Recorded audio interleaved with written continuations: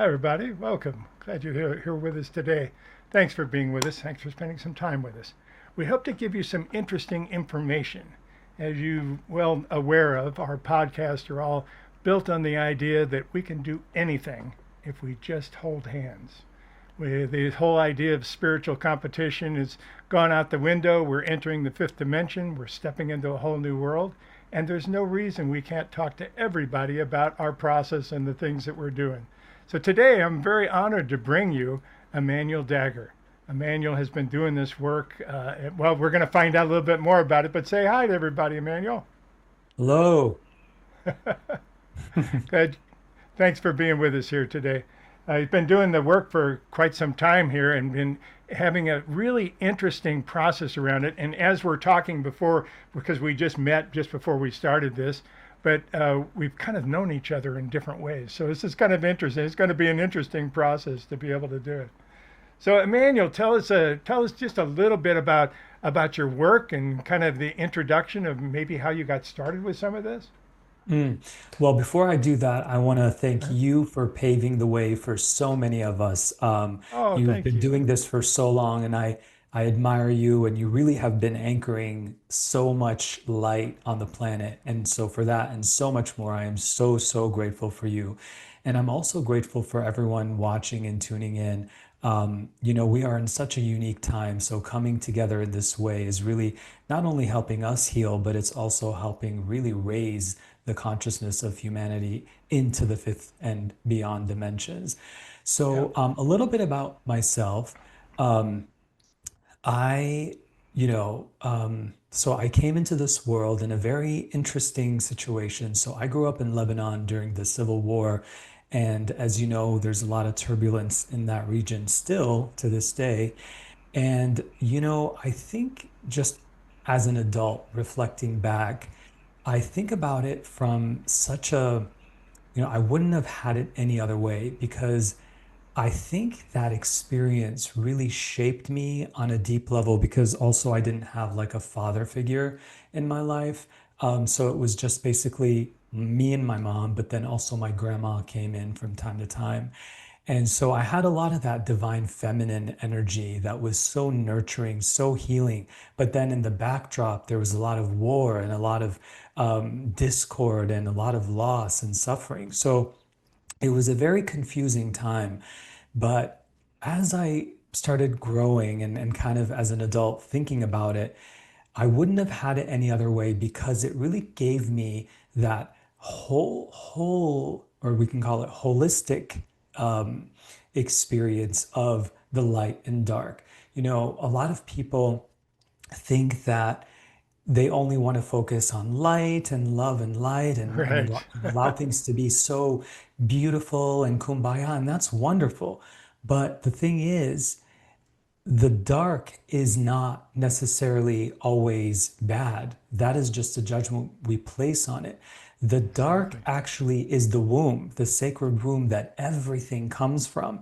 And when we can just honor all parts of ourself, the feminine, the masculine, and all every color in between, then what we can do is actually become integrated and fully realized in this timeline, in this reality. It's no longer going to be out there, but it's going to be here. So that early experience, there was so much suffering and loss that I had experienced in my I'll family. bet.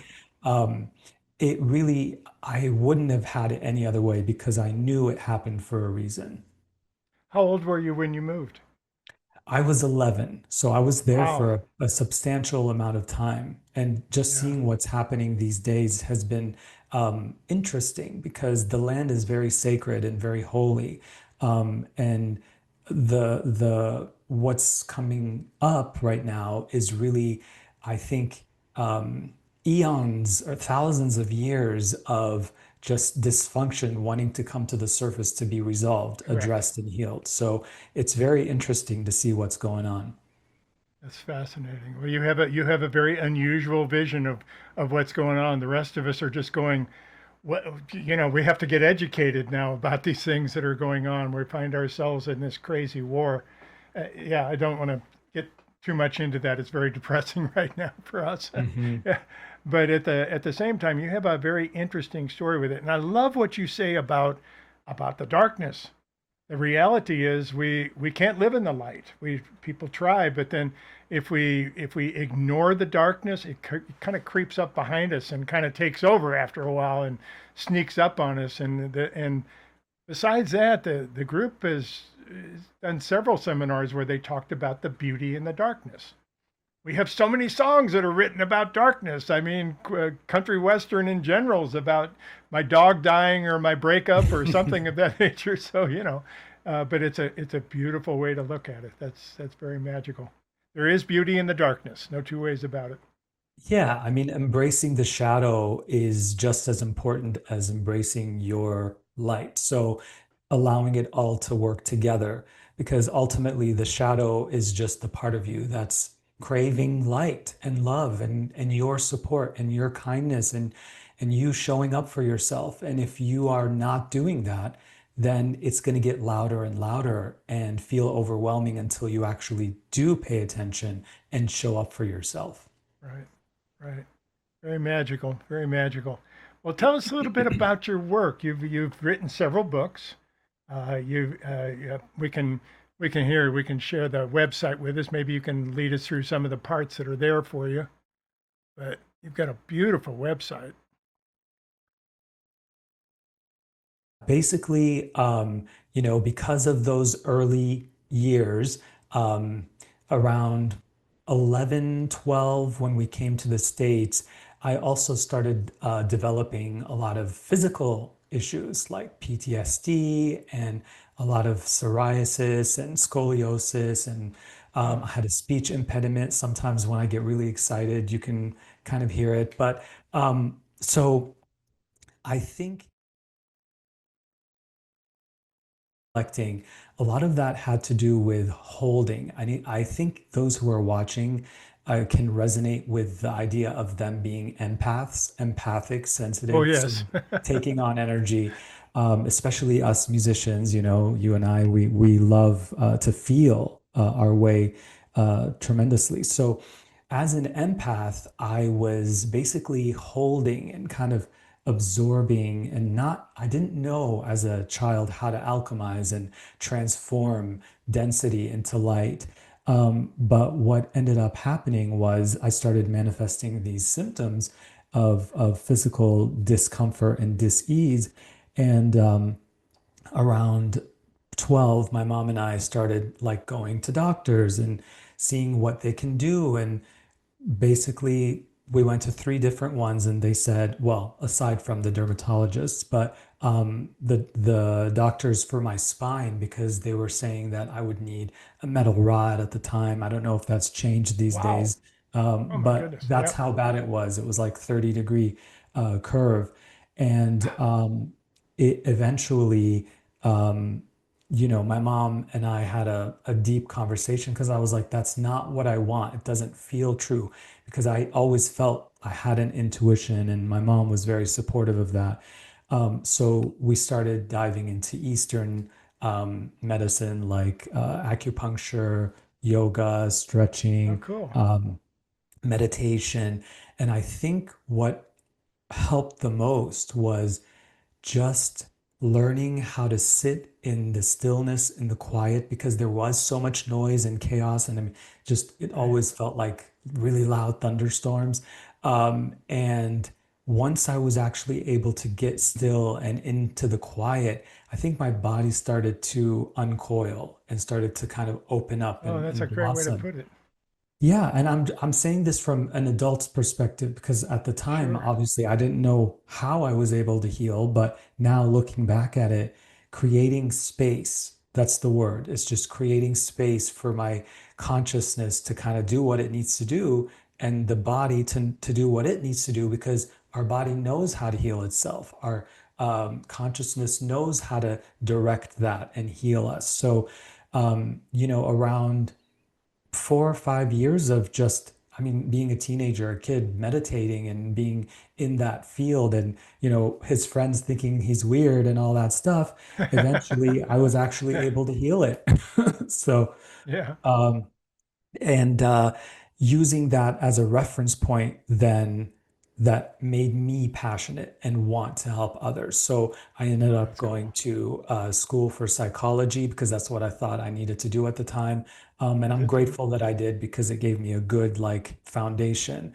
And then really refining it to spiritual psychology. And then also obviously just through meditation, prayer, contemplation, connecting to source, to the universe, really just allowing the healing, the unfoldment of what needed to happen to come through. So I think it's like both sides, just spiritual Right. and also pragmatic, which again, same thing, like if you want to say light, dark, good, bad, I mean, if we just integrate all of it and Right. embrace those aspects of ourselves, we become a whole person. Well, you're telling my story in a lot of different ways. It's absolutely fascinating to connect with you. We probably should have connected years ago, but this is amazing. So, was it your mom that actually brought you into this stuff, or did you and your mom discover this together? Yeah, so my mom, it's so funny. My mom was always tiptoeing into it. Like she would put her, Uh, like a little bit, but it wasn't until she saw how much I was struggling that she kind of started putting it in front of me. And then I started really diving into it and really led us both into really deep healing because she also, I mean, she grew up in the war. It started for her as a teenager. So, right. um, so she really had a lot of her almost teenage into adult, probably 20 years of her life was that. So, we really were able to forge forward. And the only way for us was that Eastern approach. Magical. Very magical. Very beautiful. At what point did you actually start? I call it channeling, but I think we all channel. We just call it different things. But at some point, you started getting information. You started writing these books. Was that all happening at this time? How did that happen for you? Okay, so I'm gonna share just the first experience that I had was actually during the war. I think I may have been 5 or 6 years old. Oh my God. And yeah, very crazy. And so, side note, there was about a year where my mom and I lived in a convent in the mountains of Lebanon. We were able to kind of like escape up there, even Right? though it was still sort of happening. It was just a little bit further away. So I remember, when we were in the city, it was very bad. But once we got a little in the mountains, it was easier. But I remember there was like a brief ceasefire. And I mean, I couldn't have been more than 5 and 6 because when I asked myself, actually, when I asked my mom, like when this specific thing happened, she said that's about the age that it was. So I had like kind of slipped out and found my way out of the convent. And I was the only little boy. It was all nuns, me, and then my mom. And we lived sort of like in the basement. And somehow I was able to, go like, I don't want to say escape, but get out of that situation and go out into nature. I think it was like the first time I was by myself in nature. Oh, And I cool. remember, yeah, and I remember being in this beautiful field of red poppies. It was just like nothing I've ever experienced before. And I remember laying just in that field and looking up and just feeling something. I felt like a presence.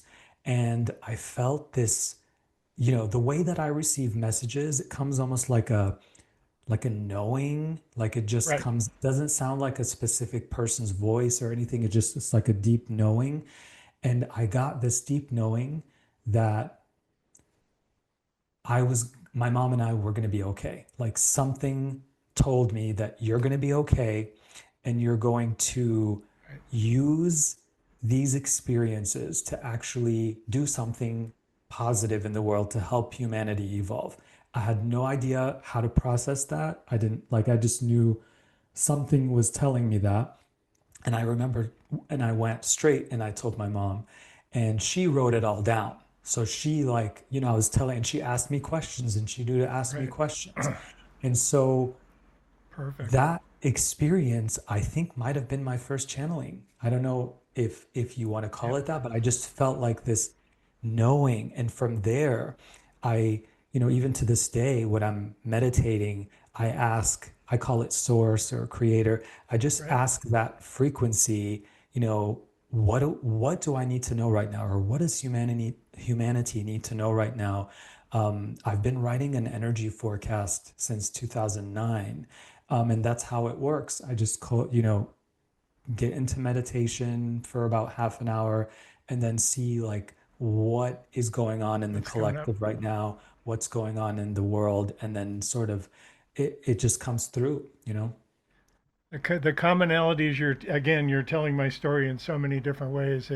The group, I want to validate this for you too, because the group actually defines a healer as someone who creates space for other people to heal themselves. So Yes. your whole comment about creating that space was very very magical. Oh, Yeah, there's a lot of things that we have in common here. We're both musicians. yes. Yes, Do you yes. record? Have you recorded anything? Have you got? I don't have the time to do it. I wish I had more time to do it, but it's been kind of Yes. crazy for me. I do so I do have music with voice, so I sing as well. But I also as a musician, pianist, I have a lot of sound healing music that people Right. can check out on my website as well. Cool. Very nice. Very nice.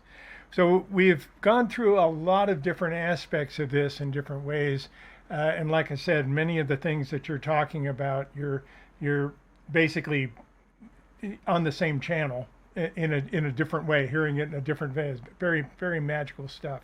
And one of the things that I noticed on your website was that you've spoken at the United Nations. I have never talked to anybody else that's spoken at the United Nations. Tell me about your experience. And I want to hear about yours as well. So, Sure, I'll share it with you. um, yeah, so it was amazing. It was in 2016. I had the humble opportunity of being able to go and just speak, not only on behalf of being an immigrant and somebody who really, came to this country with basically nothing, and, him and his mom and his stepdad eventually.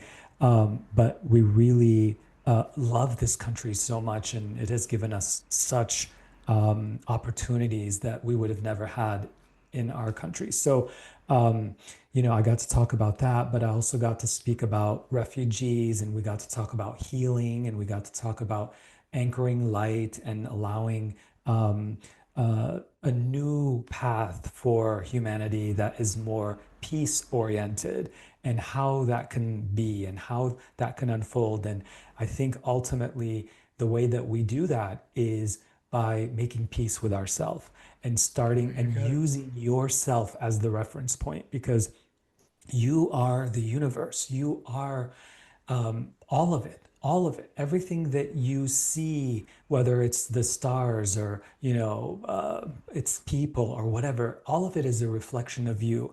And you, in your experience, are the 0 point field of that. So from that space, if you're not treating yourself with kindness, if you're not giving yourself respect and love and constantly showing up and checking in and making sure that all your physical, emotional, mental bodies are being nurtured by you, then your world is going to show you a reflection of that. So um, that's sort of what I got to talk about. And I wasn't sure how that's going to land, but it seemed to land pretty well. And hopefully, you know, um, we can do it again and again in our different ways, whether it's conversations like this or other opportunities where we get to speak in environments that may have not heard that so much. I think the world, even though it looks really chaotic right now, I think it is going to heal, or it is healing.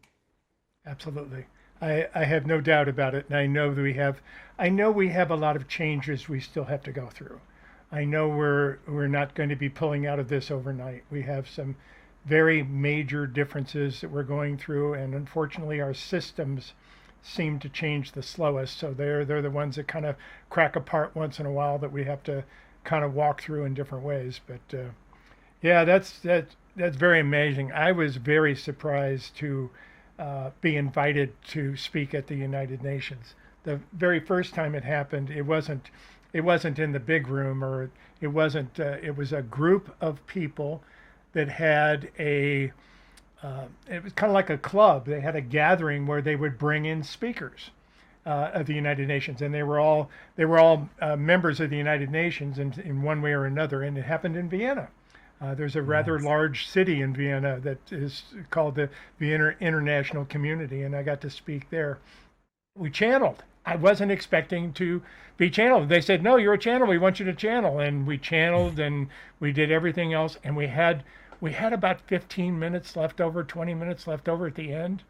And people said, "Well, do you ever teach people how to channel?" And Mm. I said, "Well, yeah, we give channeling classes regularly." And they said, "Well, can you teach us?" And for almost a half hour after that, I taught the first class of channeling at the United Nations in Wow. 2006. Yes. Wow. I've never, I mean, I call it a class. We just have them kind of gather around and do some exercises real quick. But I never would have believed that Wow. people were open to that. And then they Mm. invited me back. I came back to Vienna 3 times, and then did it twice in New York City at the headquarters. Mm. Um, I didn't teach channeling all the time, but I did come, and we did actually come as a channel. We came as, here's what Amazing. the group is saying and so forth. So I was just completely blown away that that was even a possibility. Did Um, you notice what shifts did you notice, whether it was in that experience or maybe a little bit after within yourself? Like, did you notice any changes internally? yes, well, we used to travel all over the world with a sword. I actually had a full 4 foot Excalibur sword, and it was called the Sword of Truth.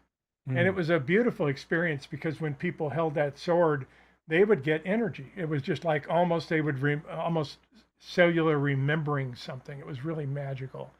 And one of the last times that I went to the United Nations, we had a hard time getting that sword into the United Nations. They didn't, Mm. they wanted to know what we were going to do with it exactly and what was going to happen and so forth. So we did that. And right after that, 9/11 happened. Oh, And the group said, "Okay, it's time to put away the illustrations of the weapons." And I did. I had to release the sword, leave it. We did a big ceremony over putting it back in the stone, which I did, and we walked out of the forest and left it there. But basically, it was a really magical experience to me. So all of that changed at that time that I was there. And then the other ones, they spread over 5 years. So there was a lot of changes that I personally was going through all the time. Did you have an experience after that? oh, definitely. I felt like such, I've never done plant medicine myself, but I had Yeah. like that kind of experience because I have friends who've done that. And it was almost like thinning of the veils. And it did happen in New York. The night that night I was sleeping in my hotel, that night I noticed the experience, and the next day I just felt so much peace and so much release. Maybe it was like a healing from my childhood. I don't know what it was, but it definitely, like, I felt lighter. I felt like a different person.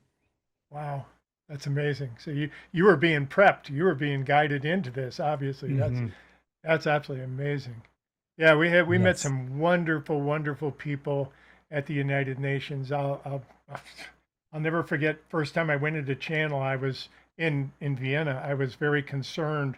We only had like I think there was 40 or 50 people there, but I was concerned about what they would think. I don't know why, but I Mm. was I was always worried about, oh, what are you guys going to think of if I go into Channel? So I go into Channel, and two guys start asking questions while I'm in Channel.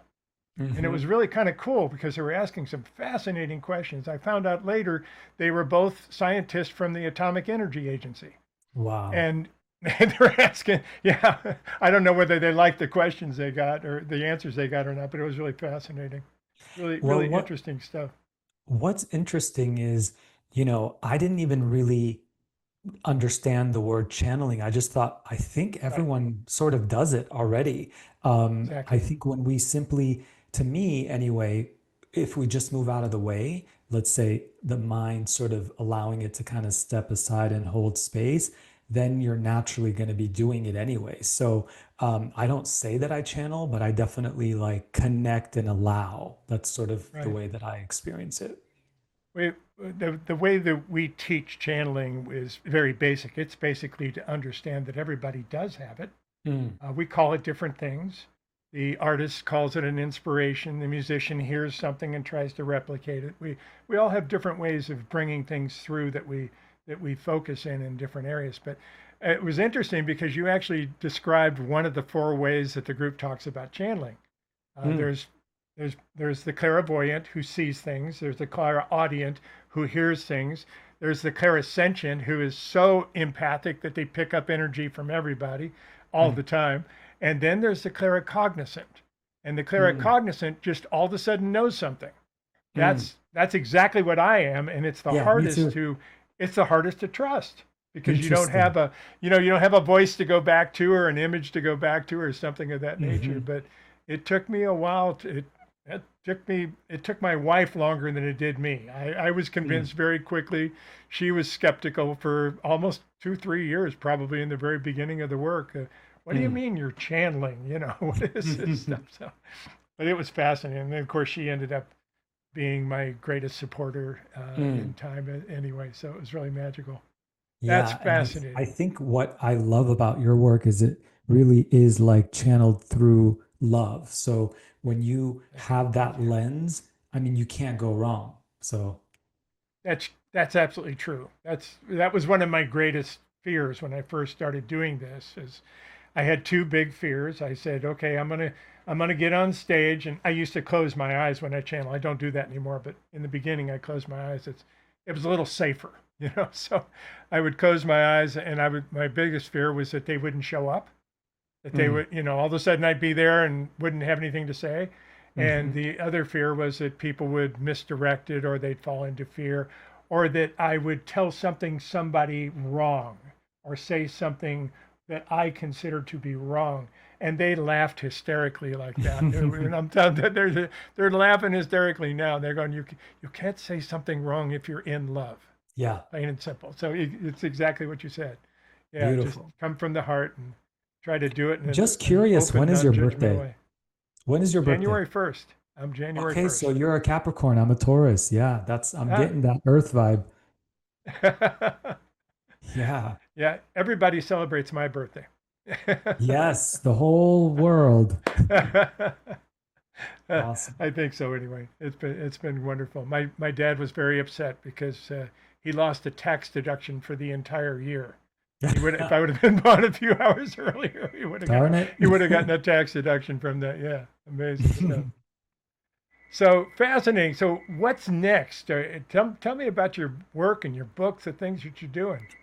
Yeah, so I'm actually excited. So there's no date quite set yet, but the next book is going to be called Heal, and it's really about the um, actual method that I developed just from having sort of the kind of scientific, but also like the spiritual background, and really merging those together and creating this thing called the core work method.